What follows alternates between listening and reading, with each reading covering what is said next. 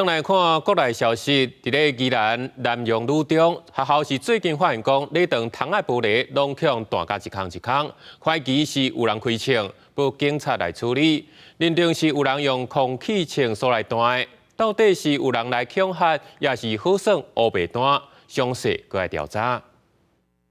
学校礼堂玻璃全部碎去，中面阁有真侪枪子孔。宜兰国立南洋女中最近，互民众发现礼堂疑似互不明人士开枪，随通报校方，请警方处理。OK。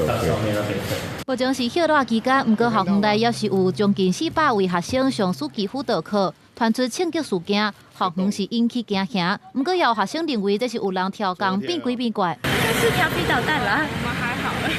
学校这边，这一阵子也没有收到跟邻里之间有什么样的投诉或者怎么样子，而且是暑假期间，基本上学校的活动也比较少，也不可能有些噪音啊什么的，所以那个怎么样，这一点我们是对于形成的原因，我们还不是很清楚这样。学校表示，甲厝边关系袂歹，无结怨。礼堂最近因为时间较无人来，好开枪的时间点，佫无法度确定。未来加强巡视，确保校园安全。警方初步调查，伫现场捡到14粒枪支，包含塑胶枪支、甲钢珠枪支，而且发现将近18个枪支痕，疑似是空气枪。目前警方积极调阅监视，并查访附近住家，将迅速锁定犯嫌，查缉到案。根据了解，枪支的轨道疑似是对车路向礼堂的窗仔门开枪。警方指出，随后会积极调监视器查访附近的徛家，抓到犯人。